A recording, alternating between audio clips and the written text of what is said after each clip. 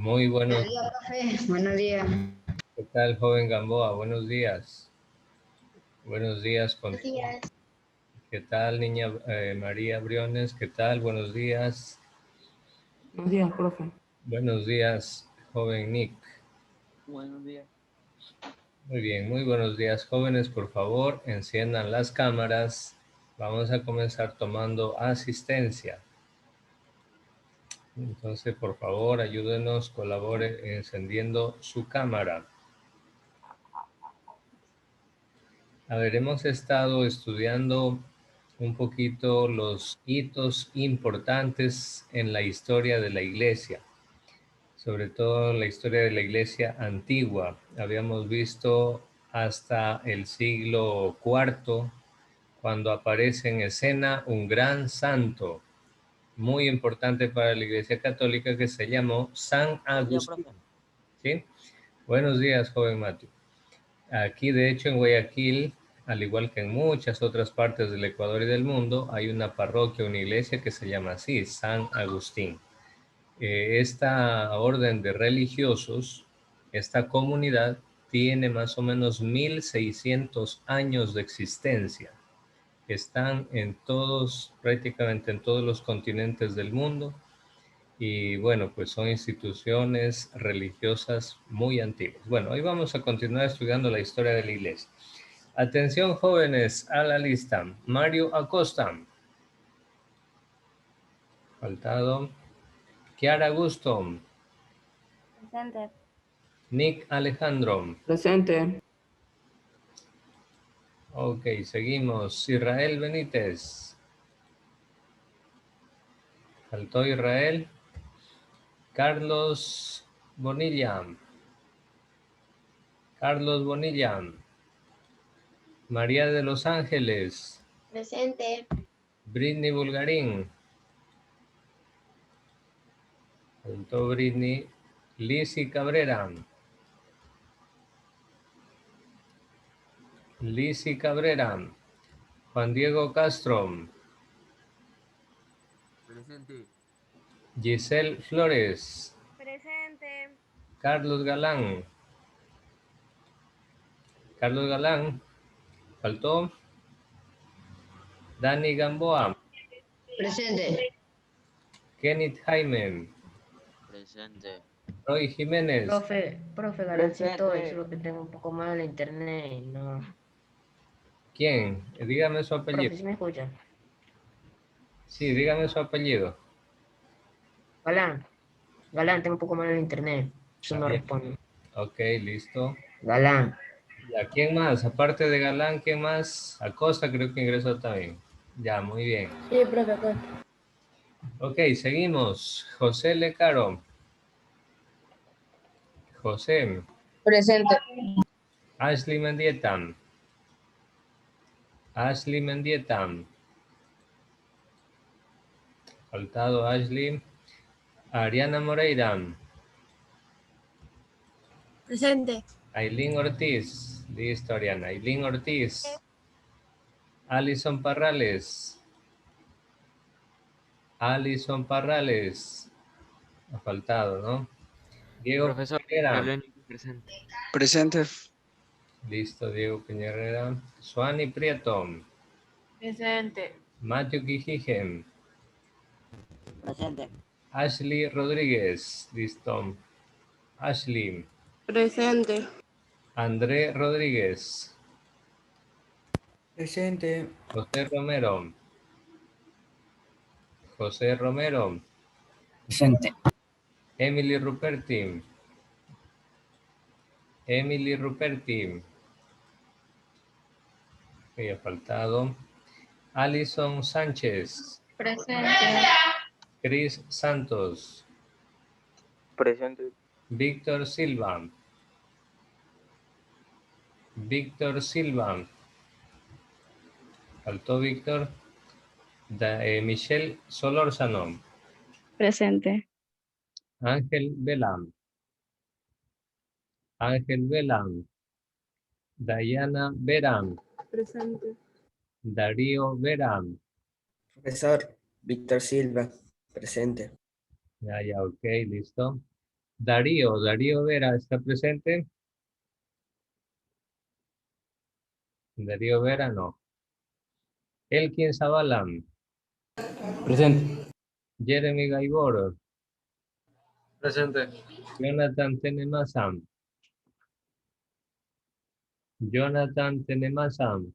Presente. listo. Enciendan las cámaras, jóvenes, veo que todavía faltan encender Profe, las si me cámaras. puso asistencia. ¿A quién? Israel Benítez. Eh, no, porque llegaron atrasados. A ver, ahorita voy a volver a tomar lista, ¿ya? A ver, vamos de nuevo. Los que llegaron tarde, atención. Israel Benítez, presente, ¿cierto? Carlos Bonilla. Carlos Bonilla, él se ha faltado.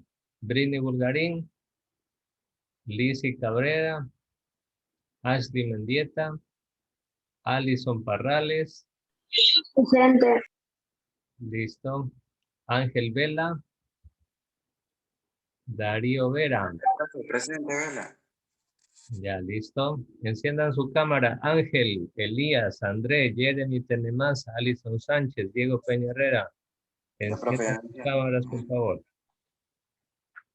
Muy bien, jóvenes, vamos a continuar realmente con nuestro estudio de formación cristiana. Nos ha tocado ahora una parte histórica que nos sirve para conocer cómo inició la Iglesia Católica. Fíjense, es importante conocer esa historia porque nos permite entender las raíces, cómo se originó y cómo es que una institución ha logrado sobrevivir tantos años y nadie ha podido destruirla. Estamos hablando de la Iglesia Católica, ¿no? 2000 años de existencia, entonces pues es algo muy, muy grande, muy increíble ver de qué manera pues está organizada, ¿no? Y bueno, voy a recordarles lo siguiente y quisiera que pongan mucha atención en el siguiente cuadrito, porque de este tema ya habíamos hablado también en otras ocasiones. Miren ustedes, jóvenes, este organizador gráfico es súper importante, pónganle atención.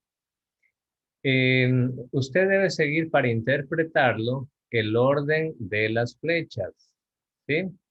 Entonces, por ejemplo, vemos que si comenzamos de los apóstoles, desde los apóstoles hacia el lado izquierda, hay unas flechas que van y otras flechas que vienen hacia los apóstoles, ¿verdad? ¿Qué quiere decir esto? Que a los apóstoles les llegaban las necesidades. A ver, bloqueen los micrófonos, por favor, porque si no aparecen ruidos que interrumpen. No los active, por favor. Entonces les decía, jóvenes, que todo parte de que cuando existían necesidades en la primera comunidad cristiana, los cristianos les comunicaban esas necesidades ¿a quién? A los apóstoles. Y los apóstoles, ¿qué hacían? Miren, por eso la flechita donde dice apóstoles, necesidades, tiene una flecha de ida y una flecha de regreso. ¿Por qué razón? Porque a los apóstoles les llegaban las solicitudes de necesidades, cuando pasaban hambre, cuando no tenían dónde vivir, qué vestirse, etcétera. Entonces les comunicaban a los apóstoles y les decían, hey, Pedro o Pablo, no sé, cualquier apóstol le decía, tal cristiano no tiene que comer. Entonces los apóstoles, ¿qué hacían? Como ellos recibían donaciones o a veces de su propia mano trabajaban para tener dinero, ellos trabajaban también, no es que solo se dedicaban a predicar el evangelio, muchos de ellos trabajaban también. Y bueno, de todo eso ellos tenían siempre un dinerito guardado, con lo cual si alguien tenía necesidades, los apóstoles les ayudaban. Por eso en esta parte hay doble flecha de ida y de regreso. ¿Sí?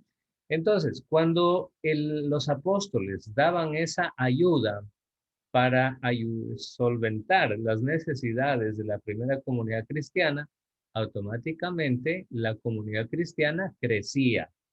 Por eso, miren, después de donde dice primitiva comunidad cristiana, la flecha ¿hacia dónde va? va hacia el cuadrito que dice crecimiento de la comunidad. Eso es lógico, jóvenes, porque la gente comentaba, le contaba a los vecinos, a los familiares y decían, oye, acá los apóstoles en nuestra religión nos ayudan económicamente cuando tenemos problemas. Ellos son muy solidarios y nos dan una mano. En consecuencia, ¿la gente qué hace? La gente si sabe que en ese lugar brindan ayudas, enseguida la gente acude. Y entonces pues la comunidad cristiana crece. Pero con el crecimiento de la comunidad cristiana, vaya siguiendo el orden de las flechitas. Con el crecimiento de la comunidad cristiana surgen nuevas necesidades. Cuando la comunidad cristiana crece, no solo se necesitan de la ayuda económica de los apóstoles, sino que se necesita que los apóstoles tengan colaboradores, ayudantes en su trabajo de evangelizar, de predicar el evangelio. Y es ahí donde los apóstoles, mediante el gesto de imponer las manos, ese era el gesto de legitimidad. Cuando un apóstol ponía la mano sobre la cabeza de alguien y rezaba una oración especial, pues resulta que en ese momento lo convertían a esa persona, la convertían en un nuevo ministro o servidor de Dios. Entonces, mientras más crecía la comunidad, más necesidades. Los apóstoles, ¿qué hacían? Si ya era demasiada gente, ellos solos no podían. Entonces tenían que buscar colaboradores, ayudantes, y esos son los nuevos ministros o servidores. Y ahí es donde nacen jóvenes los sacerdotes y los diáconos. ¿Sí? Entonces, jóvenes, tengan en cuenta, ese cuadrito explica de una manera sintética cómo inició la iglesia. Bueno, pero ahora vamos a continuar con los hitos históricos de la Iglesia Católica. La semana pasada habíamos estudiado ya los primeros siglos de la comunidad cristiana. Aquí les voy a compartir las diapositivas para recordarles. Habíamos visto ya cómo fueron los primeros siglos, Jesús y los apóstoles, los concilios. Acuérdense que les dije que era un concilio. Vayan anotando, jóvenes. Ustedes tienen que ser bien pilas, ir anotando cualquier palabrita nueva. O si usted en la diapositiva lee una palabra difícil que no se entiende, enseguida usted diga, profesor, ¿y qué significa tal cosa? Sí, jóvenes, preguntando se aprende. Entonces pregunten, jóvenes, si alguna palabra o algo no se comprende. Ya les había explicado lo de los concilios. ¿Qué era un concilio? Era la reunión de los obispos. El primer concilio se hizo en Jerusalén con los mismísimos apóstoles. Bueno, luego vinieron los padres apostólicos. Ya les expliqué por qué se llamaban padres apostólicos. ¿Se acuerdan? La razón era que estos padres o sacerdotes conocieron y fueron discípulos directamente de uno de los 12 apóstoles de Cristo. Entonces, por eso a estas personas se les llama padres apostólicos. Y los apologistas, ¿quiénes eran los apologistas? Bueno, eran teólogos y filósofos que defendían la fe con argumentos, daban explicaciones, razones filosóficas. Les expliqué lo de Constantino y el edicto de Milán. Esto es importantísimo, joven. Profe, ya vengo, voy al baño. Nick, repita, no lo escuché. ¿Puedo ir al baño? No logro entender, Nick. No sé si... Que si puedo ir al baño. Ah, ya, tranquilo, no hay problema, vaya nomás. Ya, entonces le decía, jóvenes, esta parte es importantísima, subráyela, póngale un asterisco en su libretita de apuntes, ahí va, anote, ponga, no sé, con resaltador, con algo. El emperador Constantino es importantísimo porque él firmó el edicto de Milán. Usted va a decir, profe, ¿y eso qué es? Bueno, ya les expliqué la semana pasada. El edicto de Milán es la orden escrita del emperador Constantino en la cual se ordena que ya no se tiene que perseguir ni matar a los cristianos, sino que de ahora en adelante iba a haber libertad de culto en el Imperio Romano. Aquí es importante Así de importante fue el edicto de Milán, jóvenes. Con esta orden, con esta ley del edicto de Milán, los cristianos tuvieron libertad para predicar el evangelio, para celebrar la misa, etcétera. Porque antes de eso, acuérdense que los perseguían para matarlos. Y los cristianos, por miedo a que los maten, ¿dónde tenían que ir a celebrar la misa? Tenían que meterse a las catacumbas. Ustedes van a decir, profe, ¿qué son las catacumbas? Ya les expliqué. Anoten, jóvenes, si no se acuerdan, las catacumbas eran galerías subterráneas donde los romanos enterraban a los difuntos. Eran una especie de túneles subterráneos. Y ahí en esos túneles habían huecos, nichos, donde enterraban los cadáveres de los difuntos. Eran cementerios, pero debajo de la tierra. Entonces los cristianos iban a esas catacumbas Profe, para celebrar la misa. Diga, Vela. profe, es cierto que los de antes aprendían a leer solo con la Biblia, Sí, ajá. porque, Diga, Vela, diga. porque según dicen que así aprendían a leer antes con la Biblia. Bueno, resulta que la Biblia, hasta el día de hoy, jóvenes, el libro más vendido y que mayor cantidades de impresiones ha tenido en el mundo es la Biblia. Entonces, nuestros antepasados, nuestros abuelitos y bisabuelitos, puede ser que en la casa, en el campo, imagínense, en una finca, en una hacienda, podía faltar, no habían libros de matemática, ni de gramática, ni nada, pero había la Biblia. Entonces, claro, como dice Vela, en la Biblia la gente aprendía a leer. Yo me acuerdo cuando era niño, jóvenes, bueno, gracias a Dios en mi casa había muchos libros, sea de matemática, de historia, de geografía. Mi papá siempre le gustaba comprarnos enciclopedias, diccionarios de sinónimos, de antónimos, de inglés. Teníamos mucho, mucho que leer. Pero cuando a veces, mi papá, recuerdo que a veces nos poníamos a jugar ya demasiado tiempo jugando pelota, pasábamos toda la tarde y queríamos seguir jugando. Ya oscurecía y queríamos seguir jugando. Entonces mi papá nos decía, bueno, ya has jugado toda la tarde, ya anda, dúchate, aséate y luego me vas a leer esta página de la Biblia y me das el resumen. Entonces mi papá me daba la Biblia, él seleccionaba una partecita de la Biblia, me dice, a ver, léela y de ahí me tienes que dar el resumen. ¿Qué entendiste? A Entonces, usted y a su hermano, bro. claro, ajá, así hacía con nosotros, conmigo y con mis hermanos. Entonces en la Biblia aprendíamos bastante a leer. Y al mismo tiempo mi papá aprovechaba eso para hablarnos de Dios, para aconsejarnos. Por ejemplo, nos ponía a leer la parábola del hijo pródigo.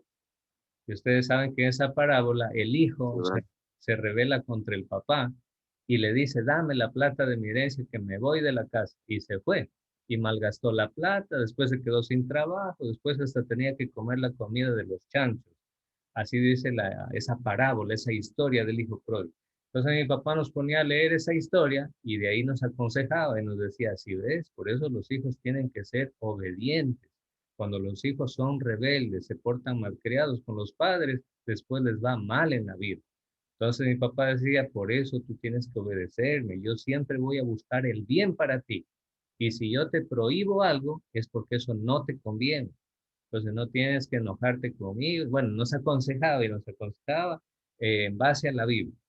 Miren, y era algo muy positivo porque así a la vez nos estaba enseñando a leer, nos estaba enseñando lectura comprensiva, entender lo que yo leía, nos estaba enseñando a expresarnos, porque después de leer yo tenía que explicarle a él el resumen. Entonces yo aprendía a expresarme, a hablar, a contar algo. Y bueno, después él me retroalimentaba y me aconsejaba. Entonces, miren, lo que dice Vela es muy cierto. Durante mucho, mucho tiempo y hasta ahora yo creo que en muchas familias se da esto, que con la Biblia se aprende a leer. Muy bien. Entonces, jóvenes, acuérdense, estas son preguntas segurísimas de examen. Eso más que seguro, jóvenes. Entonces, cualquier duda, algo que no se entienda, pregunten. De ley que les va esto en los exámenes, jóvenes. Entonces, pongan mucha atención. El edicto de Milán es importantísimo porque a partir de esta ley del edicto de Milán, donde les dan libertad a los cristianos, ahí el clero, es decir, los sacerdotes, los obispos, el papa, comienza a recibir privilegios y regalos de parte del emperador. Y no hablo de un regalo de feliz cumpleaños, que va a la bahía y le compra un regalo de $3. No, no, no. Esos regalos eran tierras, haciendas. Esos regalos eran miles de monedas de oro para construir iglesias, basílicas, catedrales, monasterios, más tarde escuelas, colegios, etcétera, etcétera. Entonces, todo comenzó con el Edicto de Milán. Yo diría que con el Edicto de Milán comenzó el poder económico y la influencia de la iglesia, incluso a nivel político. Les cuento, jóvenes, que hubo un tiempo en la historia de la iglesia que el Papa se consideraba incluso superior al mismísimo emperador del Imperio Romano. Así de poderosa comenzó a volverse la Iglesia Católica. Por eso es importantísimo el Edicto de Milán. Bueno, les hablé de las herejías. Ya les dije que era una herejía. Una herejía era una idea que va en contra, idea o doctrina que va en contra de la doctrina que enseña una religión. Y aquí hay dos ejemplos. Ario es el nombre de una persona que elaboró una herejía y fue condenado por la iglesia por esa herejía. Del nombre de Ario viene la herejía que se llama, anoten, se llama arrianismo.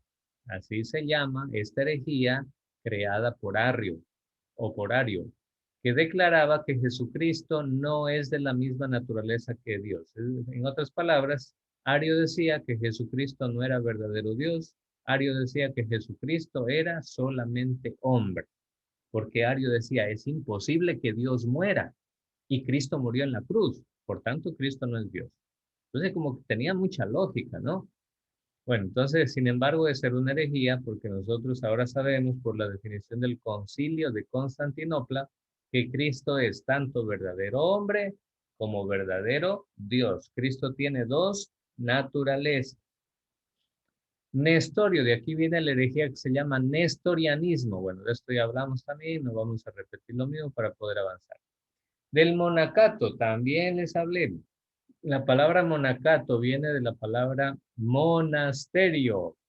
Y el monasterio es un lugar, un edificio, una construcción donde algunas personas que reciben como que el llamado de Dios van a vivir en esos lugares para dedicarse toda la vida, especialmente a orar, hacer ayuno y penitencia, a leer y estudiar la Biblia y a trabajar con sus propias manos en el huerto para cultivar las hortalizas, los vegetales, etcétera, y alimentarse. Y quinto, tratar de ayudar a las personas necesitadas, sea con comida o sea con la palabra de Dios, con consejos, etcétera. Esos son los monasterios. Y por lo general viven en lugares aislados del resto de la sociedad. Tratan de irse lo más lejos posible de las ciudades. Ahí construyen esos monasterios. Bueno, pues esos monasterios, jóvenes, no son invento de ahora. Esos monasterios comenzaron hace más de 1800 años más o menos con este gran personaje que se llama San Antonio Abad. Y sí les expliqué también que Abad no era el apellido de San Antonio. No, en ese tiempo, al líder principal, al jefe de todo el monasterio, se le daba el título de Abad. Entonces, miren, si ustedes, por ejemplo, son de apellido Abad, alguno de ustedes, pues Abad significa el primero, significa el líder, significa el padre de todos. De hecho, la palabra Abad viene del hebreo Abba, y Abba en hebreo significa papá Dios. Bueno, pues miren todo esto, jóvenes, que estamos aprendiendo aquí. Entonces, acuérdense, esta es otra etapa en la historia de la iglesia, se llama el monacato. Les hablé de San Agustín también, como este gran filósofo buscaba el sentido de la vida y no lo encontraba en ningún lado, hasta que se fue a Italia, a Milán, y ahí conoció al obispo de Milán que se llamaba San Ambrosio. Y ahí es donde este gran hombre, Agustín, él nació en África, por cierto, en Hipona, África, y ahí en Italia es donde conoce a San Ambrosio y pide ser bautizado. Ahí se convierte en cristiano y más tarde él funda la orden de los agustinos. que hasta el día de hoy existen.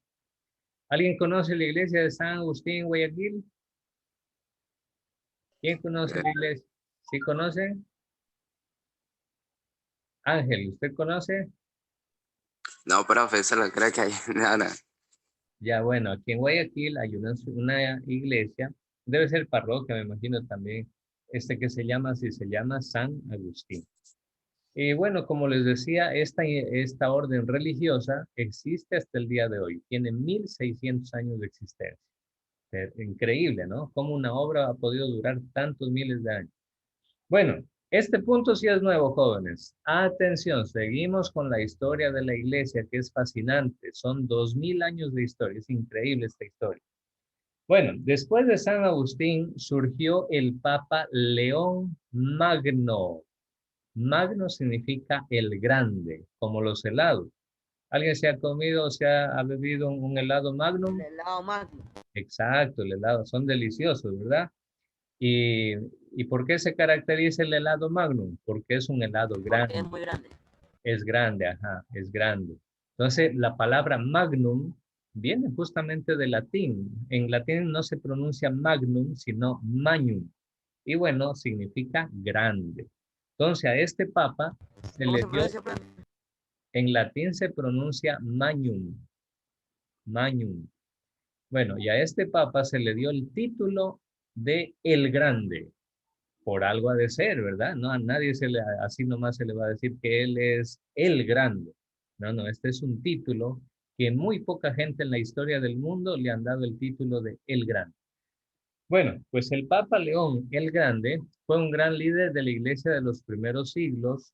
Él fue testigo de la desintegración del Imperio Romano con las invasiones bárbaras.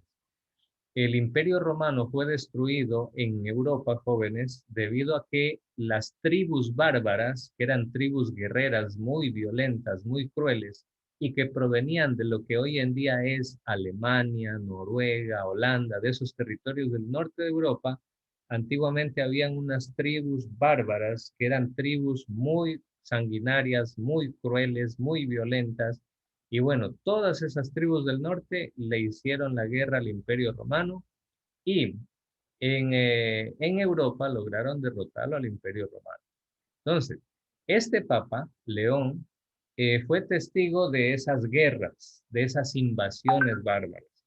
Incluso él llegó a organizar y comandar un ejército que enfrentó a Atila y lo convenció que abandonara Roma. Miren, entonces, este era un jefe de una de esas tribus bárbaras que había llegado ya a Roma prácticamente.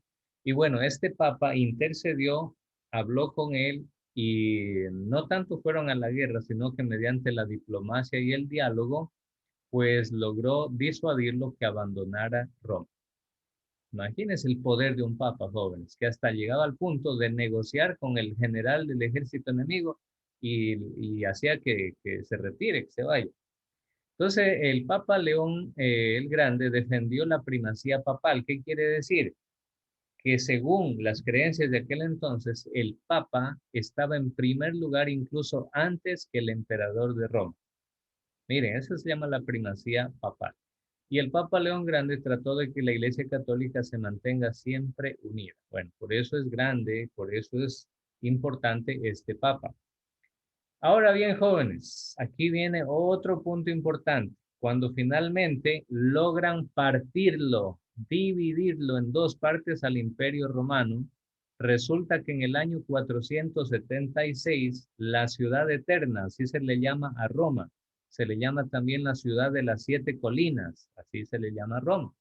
Bueno, en el 476 Roma cayó en manos de los bárbaros. Estas tribus violentísimas, estas tribus que parecían salvajes por la violencia, por la ira con la que atacaban, finalmente lograron vencer a los ejércitos romanos y llegaron a invadir la ciudad de Roma.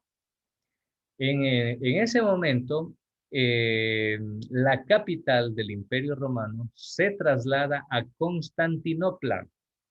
Ustedes van a decir, profe, esos nombres. Pues nada más y nada menos, jóvenes, la palabra Constantinopla viene de Constantino, el emperador. ¿Por qué razón? Porque esa ciudad fue fundada por Constantino. ¿Sí? Y otra cosa, hoy en día todavía existe esa ciudad, solo que hoy en día tiene otro nombre. Hoy en día se la conoce con el nombre de Estambul. Estambul. Y queda en Turquía. Bueno, entonces cuando Roma cae en manos de los bárbaros jóvenes, hay dos estilos de cristianismo, el de Occidente y el de Oriente. Es decir, Roma y Constantinopla. ¿Por qué razón? Porque eran lugares, aunque pertenecían al mismo imperio romano, pero hablaban idiomas distintos. A pesar de que el latín era el lenguaje oficial de todo el imperio romano, sin embargo, en Constantinopla tenía también su propio idioma y en Roma tenían su propio idioma.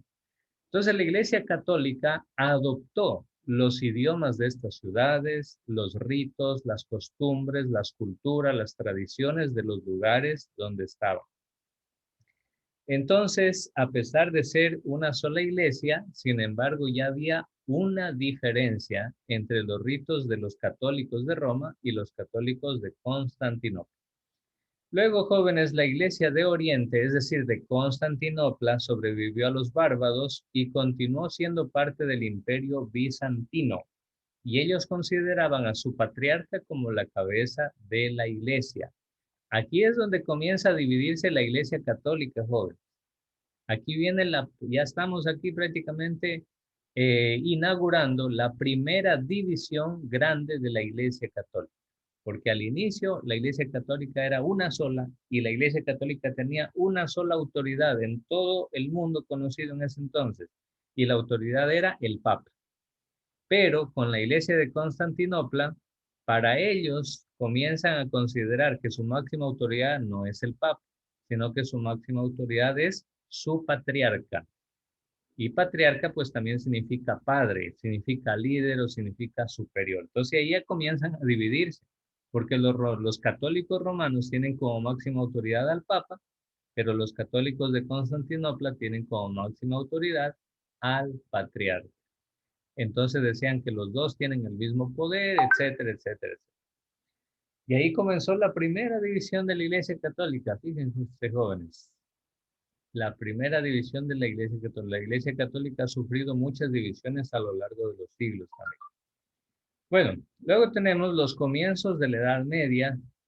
Esta es la edad más larga, digamos así. La Edad Media, jóvenes, duró aproximadamente casi 1000 años, yo le pondría. Casi unos 1000 años, desde que cayó la ciudad de Roma en el año 400. ¿En qué año fue? 476. Bueno, prácticamente desde ahí comienza la Edad Media hasta el año 1200, más o menos 1300. Por eso yo le pongo, la Edad Media duró más o menos 1000 años. Es una época muy larga de la historia. Bueno, en esta Edad Media, ¿quiénes fueron los protagonistas? Pues los protagonistas eran los monjes que vivían en los monasterios. Bueno, jóvenes, así como habían monjas, es decir, hermanas, mujeres religiosas que vivían dentro de un convento, también en los monasterios habían monjes. Los monjes no eran hermanas mujeres, sino que en cambio eran sacerdotes varones, hombres, que vivían en los monasterios. ¿Y qué hacían en los monasterios? Hay gente que dice, la Iglesia Católica quemaba los libros, era mala y no sé qué. No es cierto, no es cierto, es mentira. Al contrario, la Iglesia Católica en estos monasterios es donde cultivó las ciencias, guardó los grandes libros de conocimientos de la filosofía griega y los trajo a Europa para que después Europa pueda desarrollarse como civilización y como potencia mundial. A ver, les hago una pregunta, jóvenes. Antes de que exista la imprenta, ¿cómo creen ustedes que se copiaban los libros? A ver, ¿quién me da una opinión? Con símbolos. En Con piedras. símbolos. Pero ¿cómo? ¿A qué se refieren con símbolos? Ay,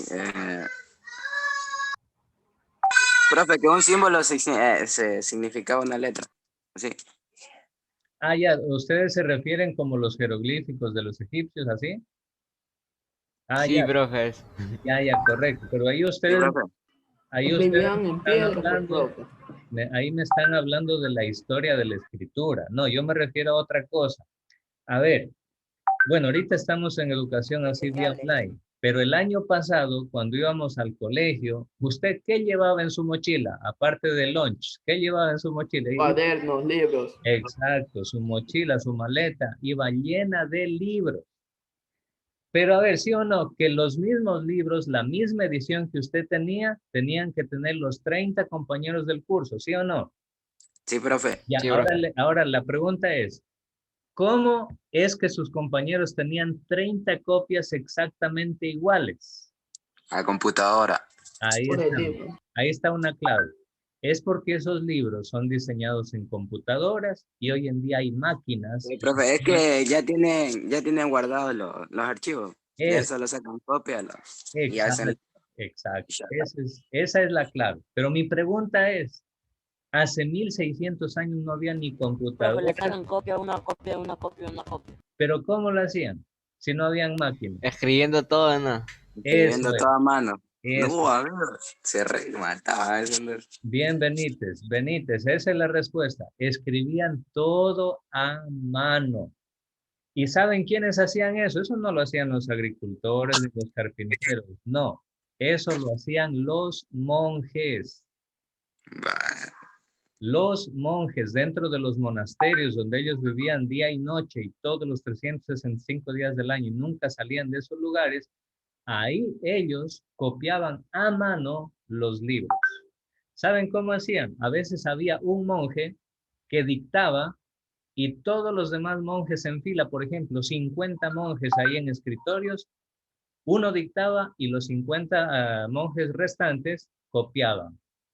Entonces, antes cuando no habían impresoras ni computadoras, los libros se reproducían, se copiaban a mano. Imagínense cuánto se demoraban para copiar un libro. ¿Para Sí, cuántas profe, personas también? ¿usted sabe cuánto se demoraba? ¿Cuánto se demoraban para copiar una Biblia? ¿Cuántas páginas tiene una Biblia? 1000 y algo. Son más de 1000 páginas que tiene una Biblia. Sí, Bueno, profe. Son 1000 y. se No me demoraba acuerdo. Un mes y algo. no un mes, meses y hasta años en copiar esos libros. Porque no solo era una, profe. Por tanto, jóvenes, nos volvemos a conectar en Zoom porque ya se nos termina el tiempo, ¿sí? Ya, profe. Listo, vámonos.